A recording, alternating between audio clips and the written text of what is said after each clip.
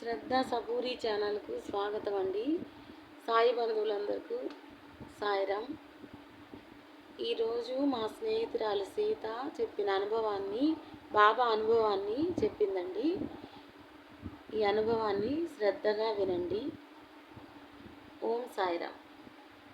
ఓం సాయిరామ్. రీసెంట్గా నవంబర్ 2025లో జరిగినటువంటి ఒక బాబా లీల చెప్తాను మీకు. నాకు బాబా అంటే చాలా ఇష్టం. సో బయటికి ఎక్కడికైనా సరే నేను వెళ్ళేటప్పుడు ముందుగా ఆయనకి దండం పెట్టుకొని, మీరు నాతోటి రావాలి, నా పక్కనే ఉండాలి, నాతోనే ఉండాలి, నాలోనే ఉండాలి అని చెప్పుకొని బయటికి వెళ్తాను. రోజు ఆఫీస్కి వెళ్ళేటప్పుడైనా సరే, ఇంకెవరైనా ఎక్కడికైనా సరే, ఏ ఊరు వెళ్ళినా, ఎక్కడికి వెళ్ళినా, ఏ ప్రదేశానికి వెళ్ళినా ముందు బాబా గారికి చెప్పుకొని బయటికి వెళ్ళడం అలవాటు నాకు. రీసెంట్గా నేను సింగపూర్ వెళ్ళాను నవంబర్లో. సరే, వెళ్ళే ముందు ఇంతవరకు విత్ ఇన్ ఇండియా వెళ్ళాను, బట్ కంట్రీ దాటి వెళ్తున్నాం కదా. సో బయలుదేరే ముందు బాబా గారికి చెప్పుకున్నాం, బాబా అవుట్ ఆఫ్ కంట్రీ, వేరే కంట్రీ వెళ్తున్నాం. సో మీరు నాతో పాటే ఉండాలి, నాతో పాటే మీరు కూడా సింగపూర్ రావాలి, నేను ఎక్కడ ఉంటే మీరు అక్కడ ఉండాలి అని ఆయన చెప్పుకొని వారం రోజుల ముందు నుంచే చెప్తూ ఉన్నాను. నాకు అక్కడ అసలే నాకు కొద్దిగా హెల్త్ ఇష్యూస్ ప్రాబ్లం ఉంది, మళ్ళీ అక్కడికి వెళ్తే ఎలా ఉంటుందో ఏంటో. సో హెల్త్ ఇష్యూస్ ఏం రాకుండా మీరు నాతోటే రావాలి, నాతోటే ఉండాలి అని చెప్పుకొని బయలుదేరాం. సింగపూర్ వెళ్ళడానికి మేము ఫస్ట్ చెన్నై రెండు విమానాలు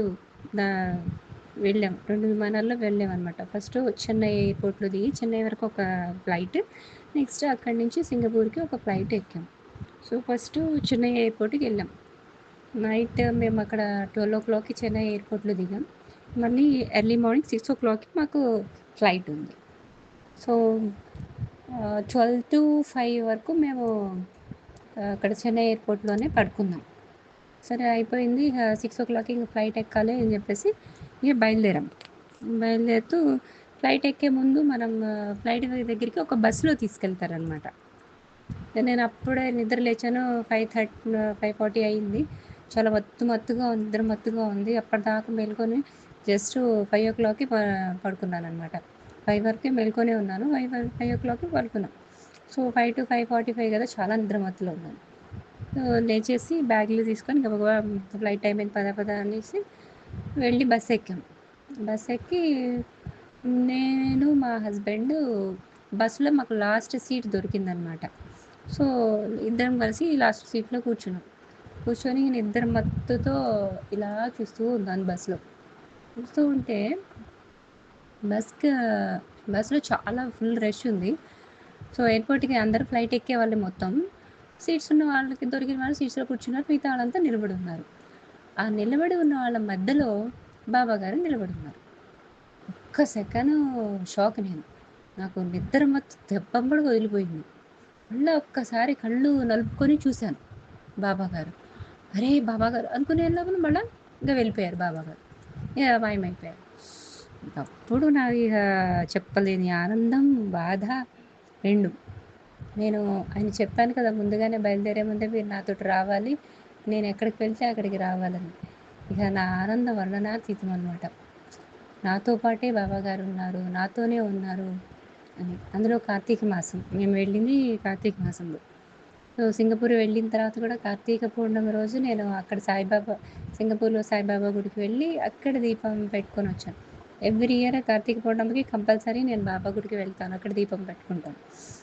అలాంటిది ఈసారి కూడా సింగపూర్లో అక్కడ టెంపుల్ ఉంటుందో ఉండదో మిస్ అవుతానో అనుకున్నాను. బట్ కానీ అక్కడ శివాలయం ఉంది, శివాలయం కిందనే సాయిబాబా టెంపుల్ ఉంది.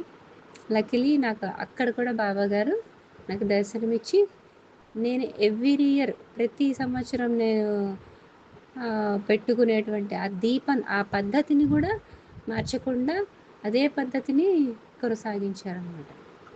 గ్రేట్ బాబా. సో మనం గనక పూర్తిగా ఆయన నమ్ముకొని ఉంటే ఆయన మనతో పాటే ట్రావెల్ చేస్తారు. మనం ఎక్కడికి వెళ్తే అక్కడికి ఆయన మనతోటే ఉంటారు. ఓం సాయిరామ్.